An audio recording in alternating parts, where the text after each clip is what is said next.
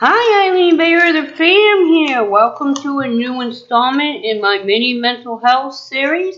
And as you can see in this installment, we are going to be covering claustrophobia, which is the fear of small places. Before we begin, let me remind you that there will be 3 keywords mentioned in this video. When I come to the 3 keywords, I will say keyword and then what the keyword is.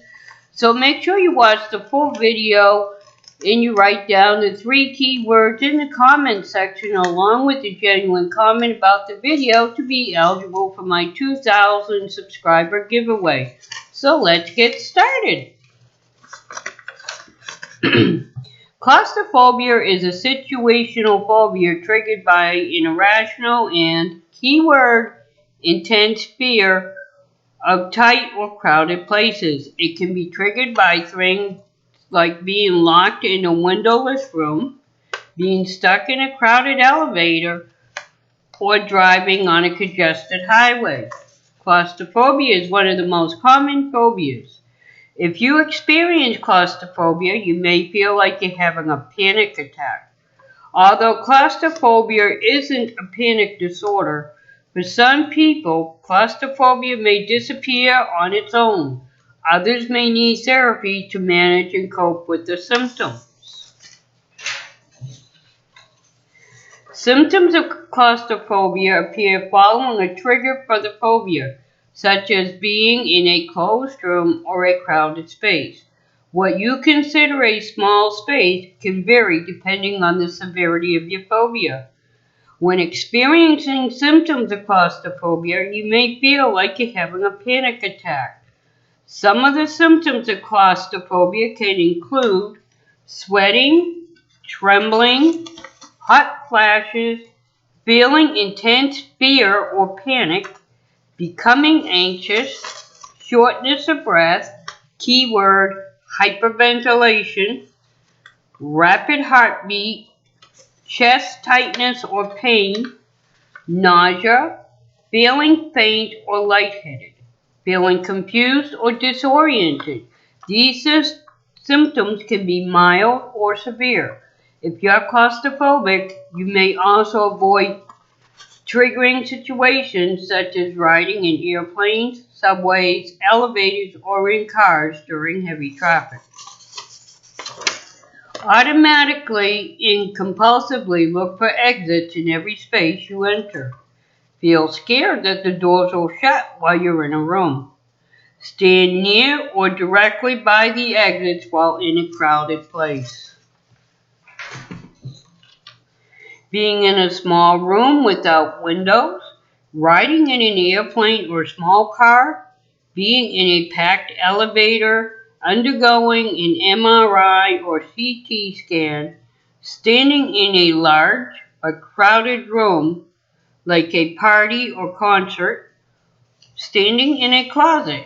Other places that can trigger claustrophobia can also include public restrooms, car washes, revolving doors, store dressing rooms, caves and crawl spaces, and tunnels.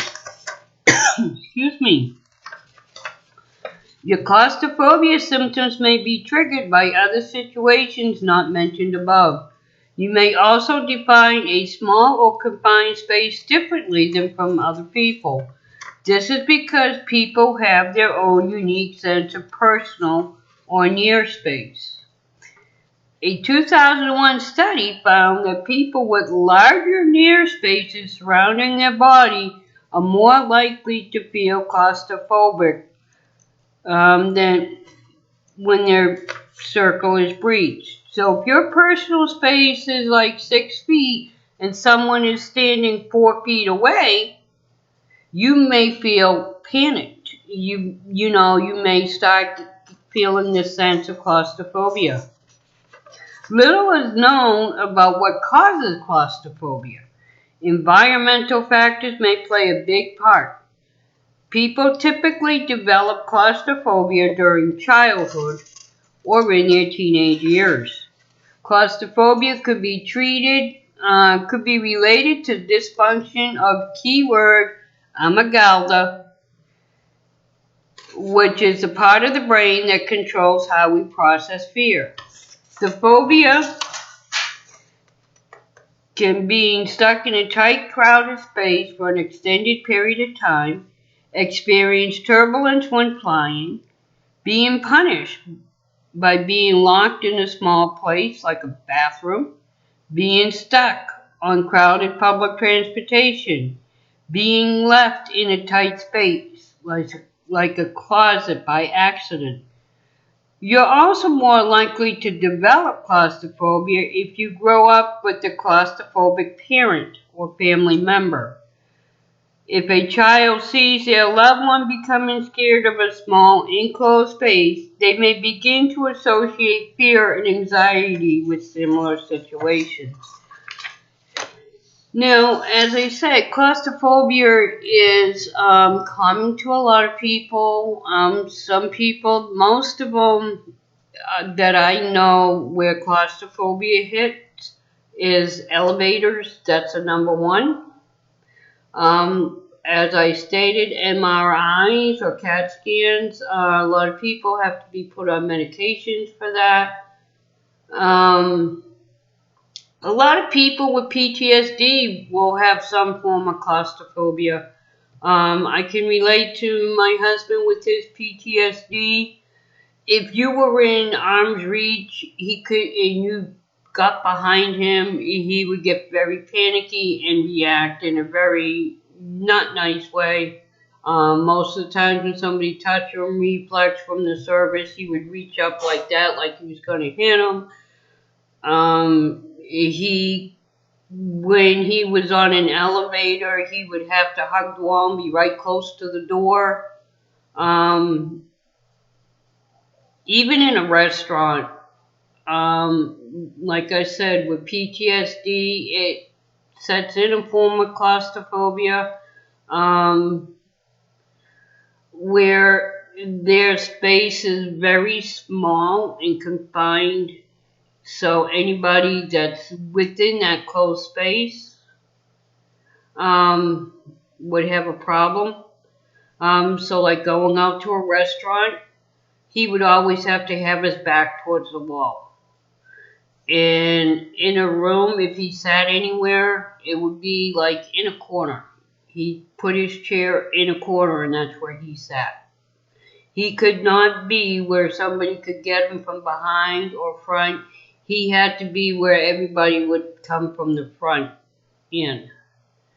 So there's many different things that can cause claustrophobia, like they said, and a lot of them's not mentioned, but as I just mentioned, some of it could be environmental means, through things that we went through, whether it's growing up or from being in the service or something else.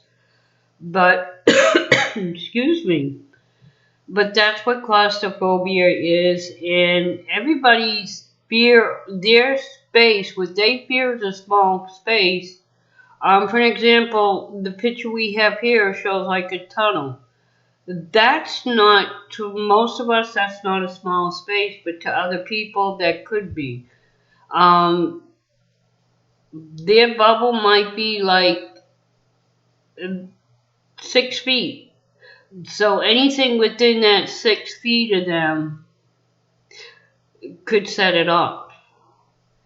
So it depends on what people's personal space is. The larger the space they have around them, the more chances of them having claustrophobia. To put it mildly, my finger here is a person, okay? And if they have a small space around them, that means they won't have it because they can have people around in that circle.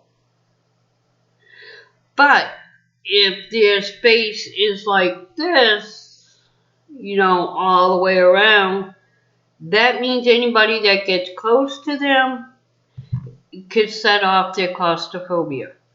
And that's why they say the more people that have a bigger space, or what we call a bigger bubble, our personal bubble around us, the bigger the bubble, the more chances of you having claustrophobia. Claustrophobia, in my opinion, some autistic children may have claustrophobia. That's not a proven fact. That's my opinion on it.